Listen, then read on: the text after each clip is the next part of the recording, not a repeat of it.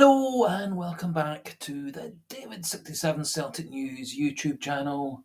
Today's video going to be a revisiting of my pre-season predictions. I made a pre-season prediction video way back in August, just at the start of this channel, a few days before the 23-24 season was to start, and I predicted who was going to come first, second, third, fourth, fifth, sixth, seventh, eighth, ninth, 10th, 11th, and 12th. And I also predicted that Celtic would win the treble. And so now thought that with the season having ended, I would have a wee look at to see how I did and which positions I got wrong, which ones I got right, and if I got any wrong, how massively wrong did I get them. So just going to put up a wee table which showed what I predicted at the start of the season before a ball was kicked, and then how things ended, and then just how right I got a few of them and how badly wrong I got quite a few of them.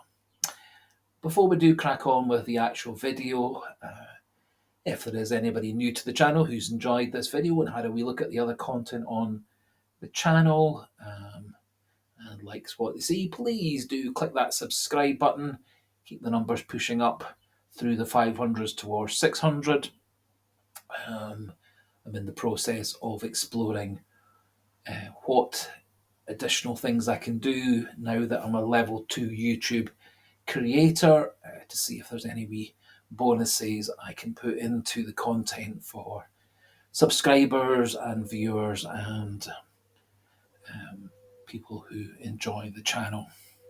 So, looking at my prediction prior to the season started, I said Celtic were going to come first, Rangers second, Aberdeen third, Hearts fourth, Hibs fifth, St Mirren sixth, Motherwell seventh, Livingston 8, Kilmarnock 9, Dundee 10, Ross County 11, and St Johnstone 12. Now, clearly, I got quite a few wrong, and I got a few right, and I got a couple quite badly wrong, because the way the season ended, Celtic first, Rangers second, Hearts third, Kilmarnock fourth, fifth were St Mirren, sixth were Dundee, seventh Aberdeen, eighth were Hibs, Motherwell ninth, St Johnstone 10th, Ross County 11th, and Livingston 12th. And so I got Ross County correct at 11th place, Rangers correct at second place, and Celtic correct at first place,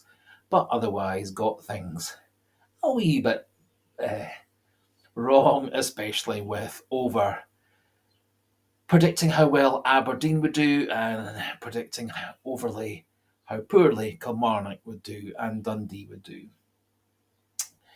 I also predicted that Celtic would win the treble. We, of course, won the double, with Rangers winning the League Cup, Viaplay Cup, Premier Sports Cup, whatever they want to call it these days, in a slightly controversial final win over Aberdeen.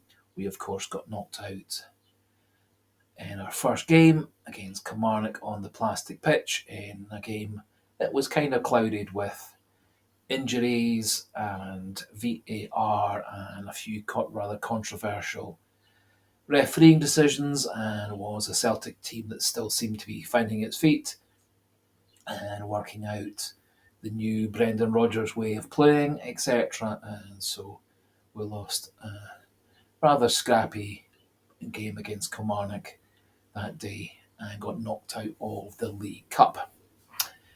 So, just going through the positions in reverse order, I had Livingston in 8th, but they ended up 12th. I think Livingston are a club whose finances are rather shaky. They did seem to be going in through quite a lot of financial problems and problems with ownership, which meant they couldn't really recruit players or keep players, and they got relegated and have dropped down to the Scottish Championship. And given the strength of several of the Scottish Championship sides, such as Raith Rovers, Partick Thistle, Airdrieonians, even Falkirk, who've been promoted from the First Division. I can see Livingston staying down in the Championship and maybe even dropping out the way that Inverness Cali Thistle have this season. So, to be fair, Livingston lost a lot of players, couldn't really recruit replacements, despite David Martindale's best efforts. They got relegated and were quite adrift from the other teams in the end. Ross County I predicted in 11th and they came 11th. And they managed to beat Raith Rovers in the playoff match, and so they've retained their position in the Scottish Premiership for the 24-25 season. They have lost a couple of their best players, such as Danda, who's gone off to Hearts. I think they too are going to struggle with player retention and player recruitment. But they do appear a well-managed team who play as a team. And I think they have every chance next season of staying up and giving a lot of teams a hard game. And hopefully they can do another shock win like they did against Rangers, which helped us towards the title. In 10th place in the end of season table was St Johnstone. I predict them as relegation fodder. They early in the season got rid of their manager, replaced him with Craig Levine, who managed to pull the team together, made the team a difficult team to play against. They were in and around the relegation and 11th place spot all season, but managed to pull things out, and of course had a very frustrating 0-0 draw with us early in the season. I think next season St Johnstone will be much the same in that lower half of the season, at the table rather. Some good games, some bad games, some poor form. But I think St Johnstone next season will be battling in those bottom 3 or 4 positions yet again. In 9th place in the end of season table was Motherwell. I had them down in 7th, so only a couple of positions out. I think Motherwell are one of these teams who are going to yo-yo between the top 6 and the bottom 6. They can be a very difficult team to play against. We had a very close 2-1 win with a great late added time goal by Matt O'Reilly. And then we had a very annoying 1-1 draw with an added time conceded goalmouth scramble goal that robbed us of what should have been 3 points that day, and was at a time of the season where Celtic's form was rather inconsistent, and we were dropping points such as to St Johnstone, Hibs, Kilmarnock, Hearts, and that annoying game to Motherwell.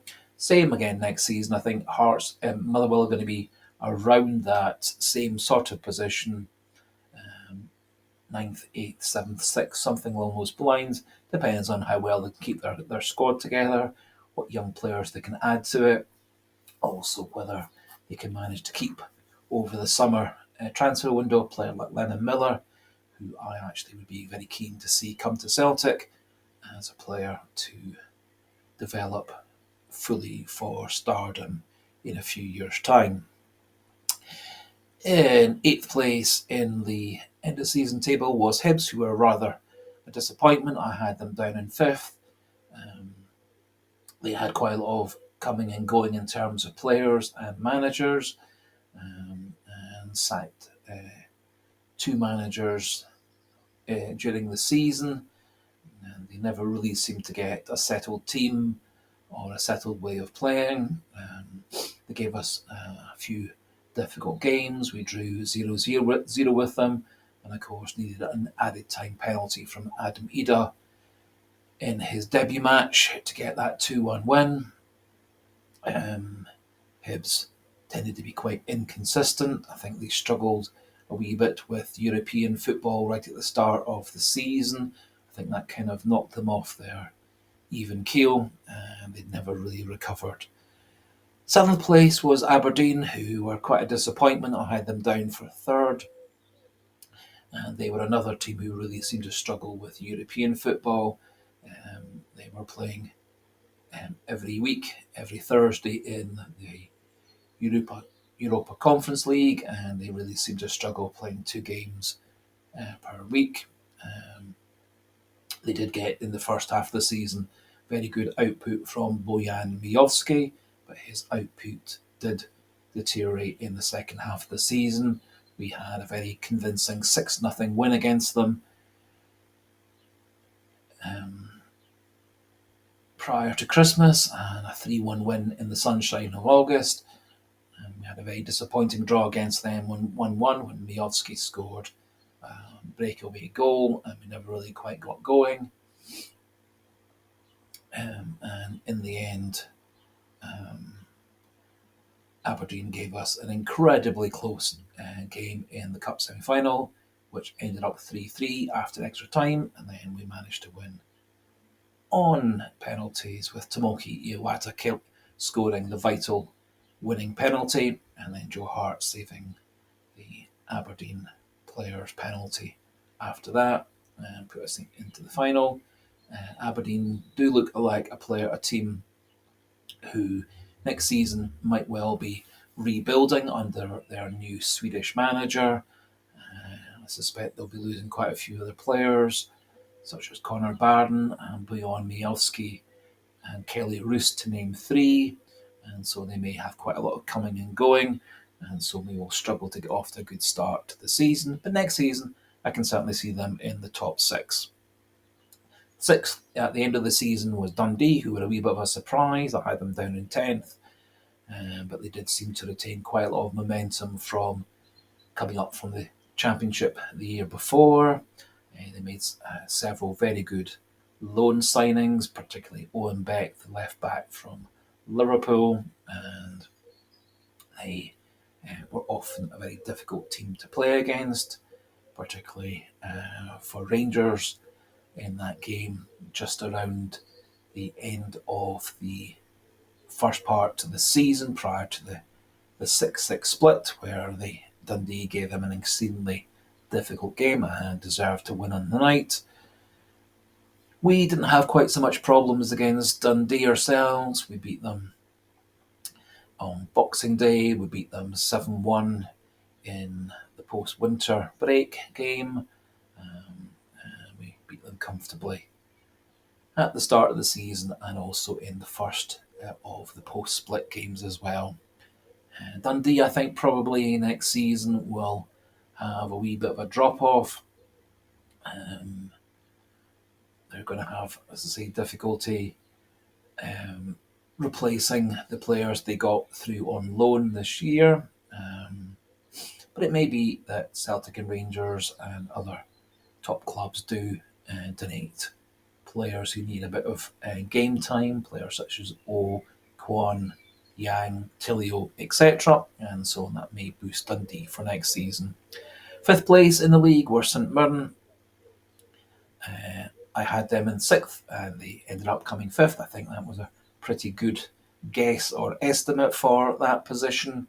St Mirren, a well-managed team, well-organised team.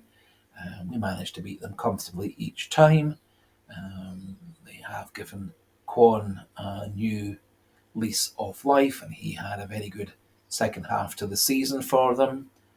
They have a number of good combative players, and as they showed in the last game of the season when we got the trophy, when we only beat them 3-2, they are able to give the best of us a game and a run for our money. And next season, I can see St Mirren having a similar top 6 finish, assuming they can keep their manager and team together.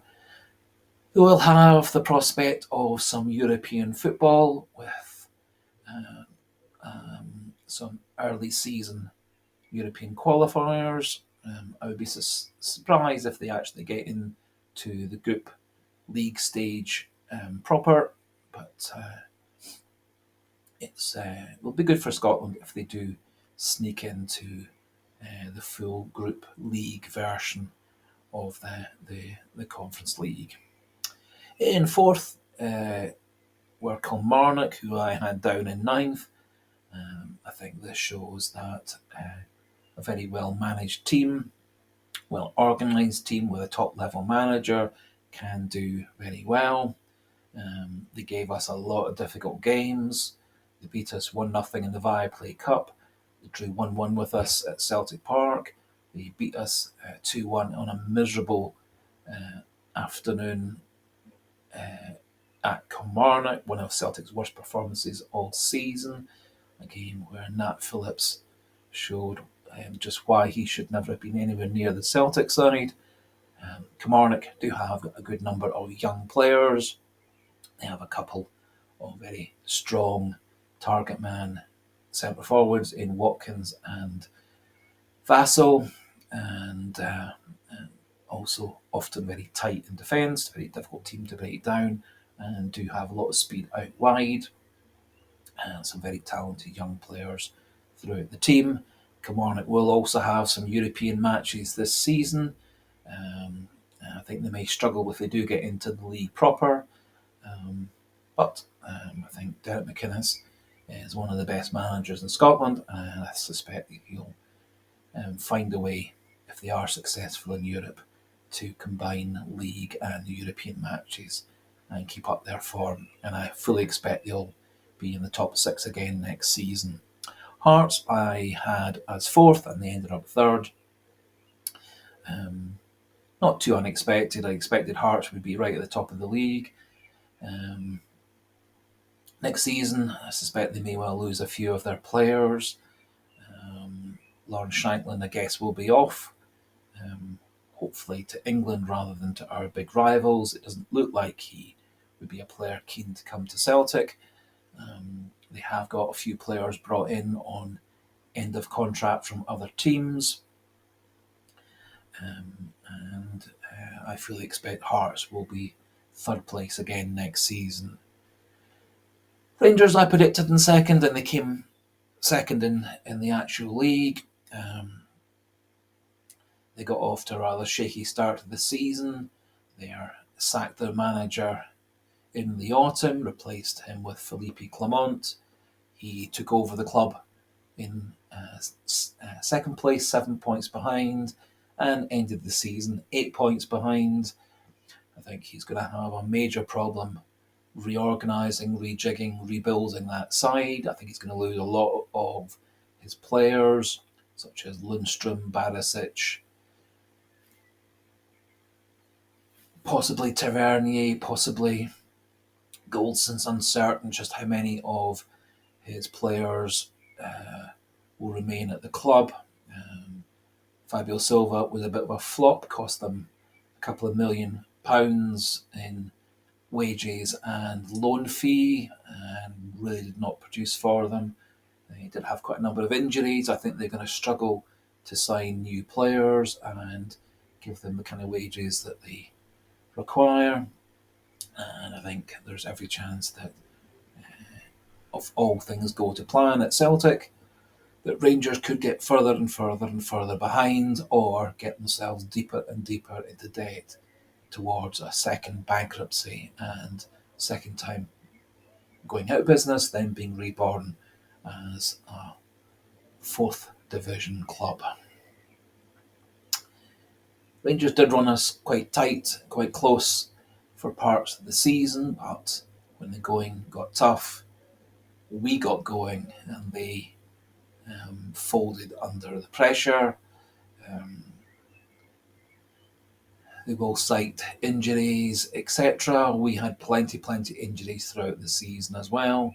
We managed to get the team together at the end of the season. They didn't get their team together, and we beat them comfortably 4 times out of 5 in the Celtic Rangers matches, and we really should have won the match that ended 3-3, but for a wee bit of odd refereeing and odd VAR decisions and a bit of poor defending out on our right side of defence that allowed Matondo to score that brilliant shot into Joe Hart's top corner.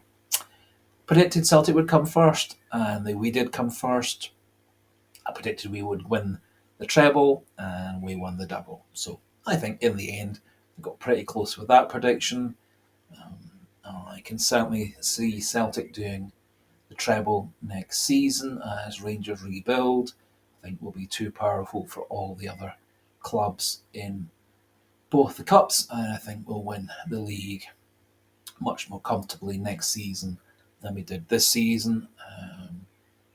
Probably we're going to lose Matt O'Reilly.